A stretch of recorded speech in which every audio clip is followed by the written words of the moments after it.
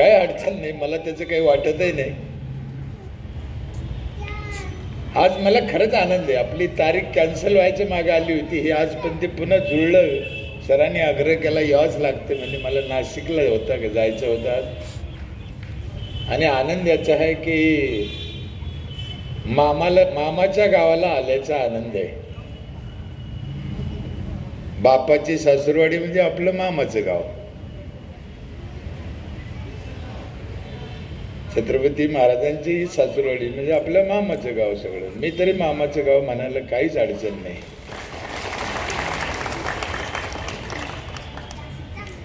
भास्कर पेरे माझं नाव आहे. 7वी शिकलेला माणूस आहे जिल्हा परिषदच्या शाळेत.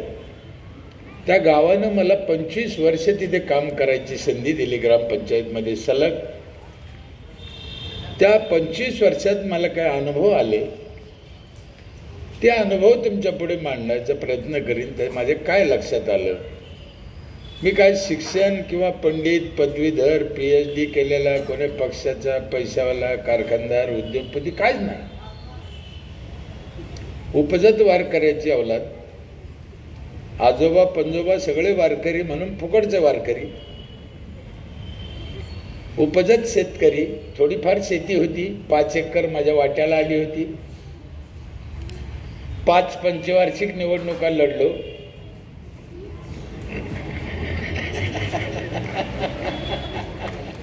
म्हणून त्याच्यात होता असं उल्लेख आहे. आता बाबा झाले, काय टेन्शन नाही. देवाचे उपकार आहे, त्याने ते ठेवलं नाही लचट काय आपल्याला. चांगलं आहे, काही गरज नाही. आता कळतं ते चांगलं आहे, ते खरंच चांगलं आहे. व्याप आहे तो नसता. म्हणून आपल्या महाराष्ट्रात साधू संतांनी याचा उल्लेख अनेक वेळेस केलेला आहे. पण माणूस ते विसरून जातो. धन कमवू नये असं नाही, धन कमवा, चांगल्या मार्गाने कमवा, चांगल्या मार्गाने खर्च, काय प्रॉब्लेम नाही. पण असावं याची बी काही गरज नाही.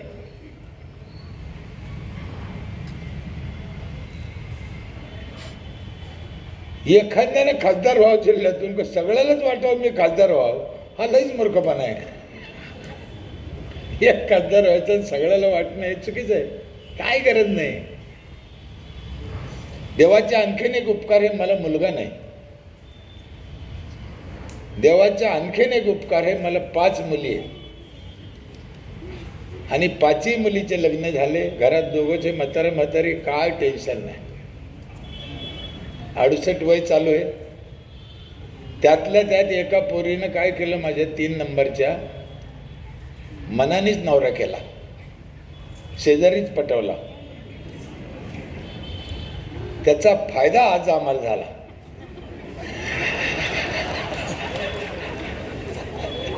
देव जे करतोय ते सगळं चांगल्यासाठीच करतो. नाही तर आज म्हातारीला कोणी पाहिलं असतं, मला कोणी पाहिलं असतं. सकाळी ते नातू चहा बिहा देते, काही गोळ्या औषध देते. असं वाटतं पोरीनं किती डोकं लावून तो नवरा केला.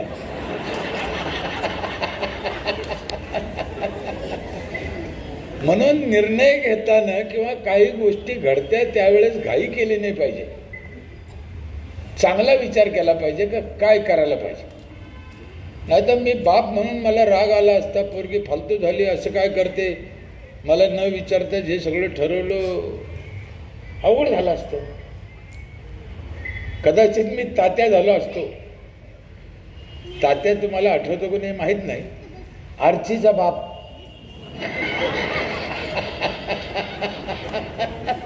तर आज उपाशी मेला असतो. म्हणून निर्णय घेताना विचारांती घ्यायला पाहिजे. चांगला वाईट ज्याने ज्याचं त्याचं ठरवायचं, पण विचारांती घ्यायला पाहिजे. काय लक्षात आलं 25 वर्षात, माझ्या महत्वाच्या 2 गोष्टी लक्षात आल्या. एक, माणसाचं आयुष्य कमी होऊ राहिलं आणि दुसरं, देशावर कर्ज वाढू राहिलं. देशावर, राज्यावर, आपल्यावर, सगळ्यावर चाललं ते. मग आपण स्वातंत्र्य मिळून नक्की काय फायदा झाला आपल्याला. जर आयुष्य कमी होऊ राहिलं आणि कर्जही वाढू राहिलं, तर मग आपण कमवलं काय. ठीक आहे बाबा, कर्ज वाढलं का नाही, पण आयुष्य वाढलं असतं तर ते तरी समजलं असतं. ते नाही. मग कशाने झाले, याचे काय कारण आहे, याला कोण दोषी आहे, याला पर्याय काय, असा विचार करून थोड्याफार प्रमाणात आम्ही काम करायचा प्रयत्न केला. काही पॉइंटमध्ये टक्क्यात मी बसत नाही. ते एवढं नाव झालं, एवढं गावाला सुख मिळालं. तुम्हाला त्याच्यातल्या काही गोष्टी आवडल्या तर करा, माझ्यापेक्षा तुम्हाला आणखीन काही सुचलं तर ते तुम्ही करा. काय करायला पाहिजे, एक 5-7 गोष्टी मी सांगतो माझ्या लक्षात आलेल्या. पहिलं काम आहे पाणी स्वच्छ प्यायला पाहिजे. दुसरं काम आहे झाडं भरपूर लावायला पाहिजे, पण फळाचे लावायला पाहिजे. तिसरं काम आहे गावात स्वच्छता पाहिजे, गावात शहरात. चौथं काम आहे मुलांचं शिक्षण चांगलं पाहिजे, संस्कारी पाहिजे. पाचवं एक काम आहे गावातले वयस्कर लोक असते, म्हातारे लोक असते, निराधार असलेले लोक असते, किंवा त्यांचे मुलं बाळ बाहेर गेले किंवा मुलं बाळ नाही, अशा लोकाला गावाने, ग्रामपंचायतीने, संस्थेने जीव लावला पाहिजे, सांभाळलं पाहिजे, त्यांचं सगळं केलं पाहिजे. मुलं असले तरी केलं पाहिजे. म्हाताऱ्या माणसाला आधाराची गरज असते, गोड बोलायची गरज असते, बाकी काय लागते त्यांना. एक शर्ट वर्षभर घालते ते, सकाळी एक भाकरी, संध्याकाळी एक भाकरी. पण आजकाल म्हाताऱ्या लोकांचा जो काही विश्वास आहे तो तुटत चालला, म्हणून आयुष्य कमी होत चाललं ह्या सगळ्या गोष्टीमुळे, असं मला वाटतं. आणखीन एक कारण आहे महत्वाचं, पण ते तुम्ही इकडून नुसतं म्हणलं की चेअर घे, तुम्ही तिकडून. आणखी एक महत्वाचं काम आहे, ते मी पहिले सांगत होतो पण आता सांगणं बंद केलं मी, कारण ते कोणी ऐकत नाही. त्या बाकीच्या गोष्टी तरी लोक करते, झाडं बिडं लावते, थोडंफार पाणी बिणे हे करते, पण ते 7वं काम जे कोणीच ऐकत नाही. मग मी माझ्या यादीतून त्याला काढून टाकलं, आता सांगणंच बंद केलं. कोणी ऐकत नाही ते कशाला सांगायचं. तुमचं काय मत आहे सांगू? खरं ऐकत नाही हो, कोणीच ऐकत नाही. महिला मंडळ काय करावं, ते बघा बरं. मग काय सांगा, काय उपयोग आहे, ऐकणार नाही हे तर मी आधीच सांगू राहिलो. पण तुम्हाला तुमच्या संग्रही ठेवायचं असेल तर ठेवू शकता, दुसऱ्यावर जळायचं नाही.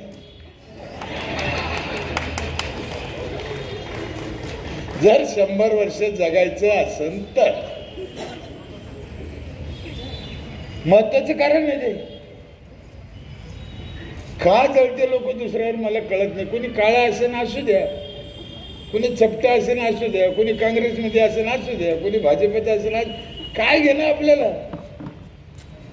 आपण चांगलं जगा, मस्त जगा, काय गरज नाही ना.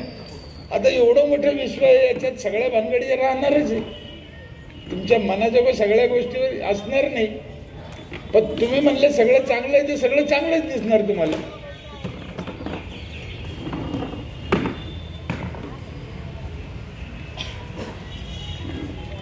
आता काही लोक म्हणजे कोंबड्यालाही चांगलं लागत, गावरानलाही चांगलं लागत. आता हे माळकऱ्याला जर विचारलं तर त्याच्यामुळे हा मेळ जमणार नाही. आपण आपलं चांगलं म्हणत राहायचं, आपलं जगायचं. आणि एवढा विश्वाचा विचार करा इतकी कुवत आपल्यात नाही. अनेक लोकांनी केलंय, करायचा प्रयत्न केला, केलं बी, सोपं नाही आहे.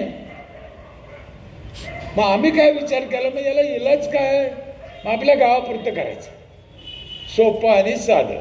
मग आम्ही तेवढंच काम केलं की आपल्या गावात काय करता येईल. फलटणशी आपल्याला काही घेणं नाही, पंजाबचा आपला काही विषय नाही, आपले ऐपत नाही, कुवत नाही, म्हणून आम्ही आमच्या गावापुरतं काम केलं. आणि तुम्हाला सांगितलेल्या 5-6 गोष्टीवर मी जोर दिला आणि ते केलं. का करायच्या त्या गोष्टी, का लक्षात आल्या माझ्या?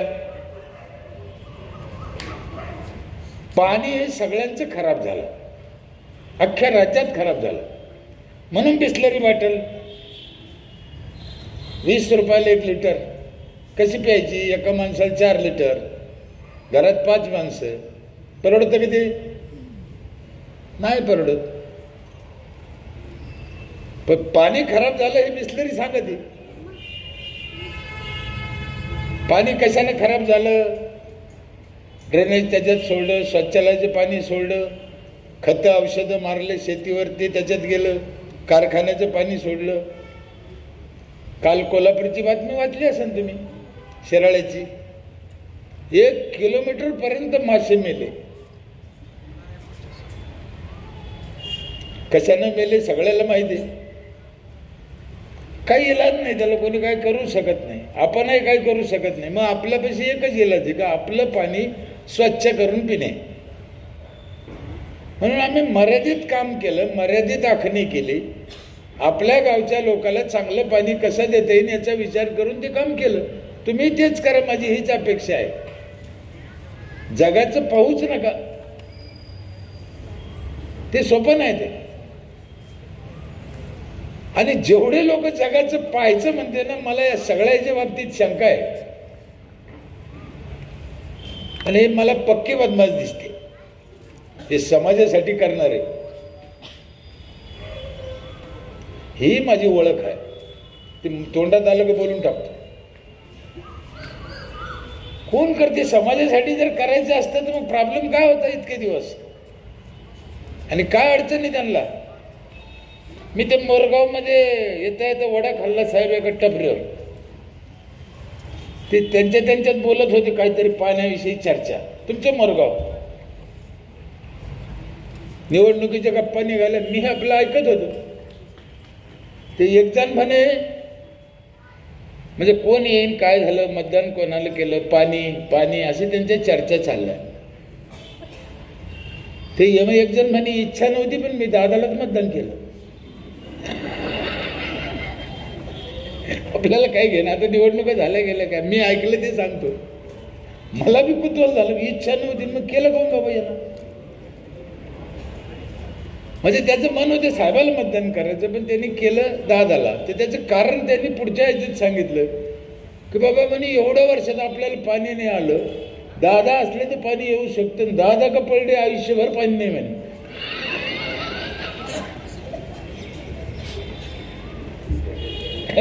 काय काय समजायचं माणसाला. म्हणजे एक गोष्ट आहे, यांनी एवढ्या दिवसात केलं नाही हे बी खरं आहे, आणि करू शकते हे बी खरं आहे. तो म्हणे पुढच्याच वर्षी पाणी येईल, म्हणजे किती भरोसा आहे त्याला हे पुढाऱ्यावर, करू शकते बुवा. मग करा ना, अडचण काय आहे? पाण्यासाठी जर आमचा समाज आज तरसत असेल, बरं किती पाणी आहे आपल्या देशात, पाऊस किती पडतो, पाणी किती लागायचं याचा अंदाज जर काढला तर आपल्या गरजेपेक्षा 10 पट जास्त पाऊस पडतो आपली. मी जरी 7वी शिकेला असलो, कधी कोणापेक्षा मांडून दाखीन मी गणित. आपल्या गरजेपेक्षा 10 पट पाऊस जास्त पडतो आपल्या देशात, पण नळाला पण नाही. दुबईमध्ये आखातामध्ये गेलो होतो मी, 8 दिवस होतो तिथं. तिथे 160 मजली बिल्डिंग आहे, तुम्ही पाहिले असेल कधी कोणा, काय नाव तिचं, बुर्ज खलिफा. 160 मजली, आणि त्या दुबईमध्ये 5-5 वर्ष पाऊस पडत नाही. किती? पूर्ण वाळवंट, 5-5 वर्ष पाऊस पडत नाही, आणि 160व्या मजल्यावर पाणी जातं. मी वर गेल्यावर बेसिन फिरून पाहिलं, मी लय कपटी. 5 वर्ष पाऊस न पडणाऱ्या देशात 160व्या मजल्यावर पाणी जातं. इथं गावं वाहून चालले, पुनर्वसन करायला लागतं, पण नळाला काही येत नाही. मग आरामखोर करते काय साले, बुटानं हाणायचे लागे नाही का? तरी समज त्याला बार मतदान करतो, हे बी विशेष. करीन काय, काय करीन मग, कोणाला करीन?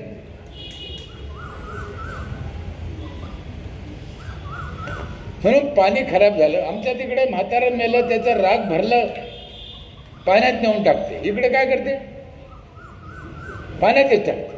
तुम्ही सांगा, ती राग माणसाला पिण्याजोगी आहे का?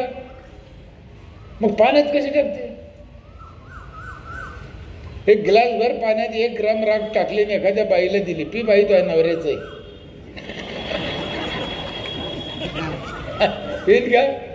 नाही. लोकांच्या पाण्यात पोतभर कशी काय टाकी?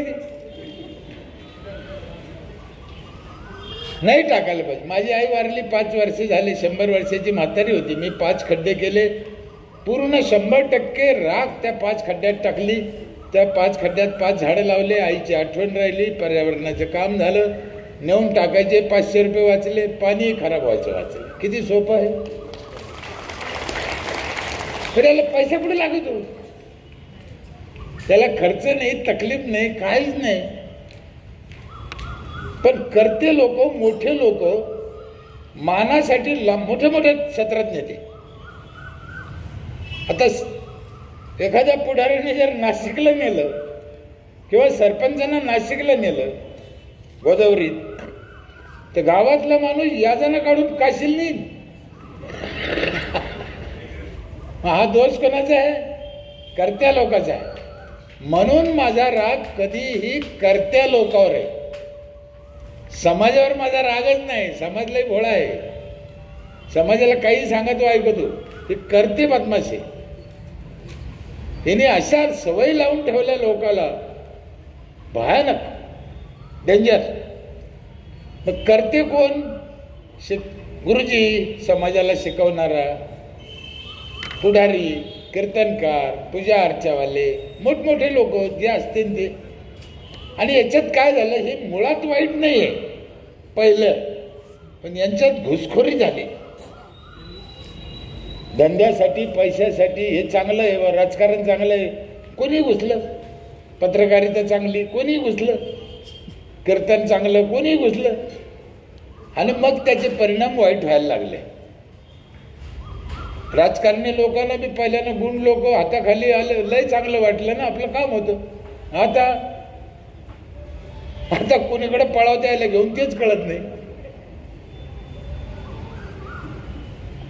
कारण आता ते डोक्यावर बसले ना. आपण तुम्हाला नवं सांगायची गरज नाही. तुम्ही रोज टीव्हीला, पेपरला पाहता. मीच माझ्या तोंडून सांगावं काही गरज नाही. या आठवड्यातली 4 उदाहरणं आहे. मोठमोठाले पुढारी, मंत्री, आमदार, पंतप्रधान, खासदारासारखे लोक त्या गुंडाला घेऊन पळू राहिले, लपू राहिले त्याला घेऊन. ही परिस्थिती आली त्यांच्यावर. ती केलेलं पाप हे भोगावंच लागत.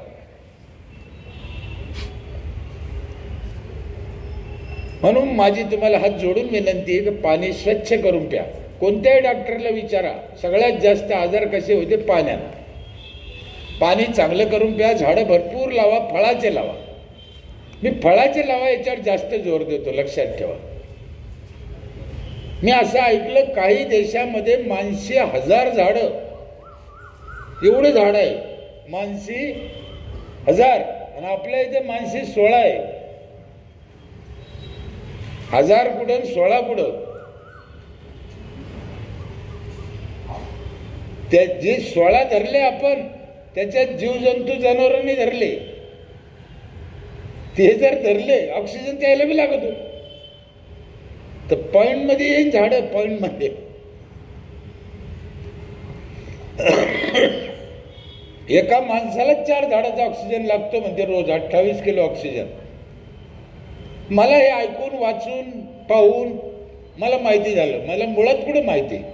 मला नाटकं, सिनेमा, कीर्तन, प्रवचन हे सगळं ऐकायचं, पाहायचं, भाषणं ऐकायचे, व्याख्यान मला सवय आहे ती. टी व्ही पाहायची, पेपर वाचायचा, शिकायचं, फिरायचं. मग 15 लाख किलोमीटर प्रवास झाला माझा. 22 देशात गेलो मी आत्तापर्यंत.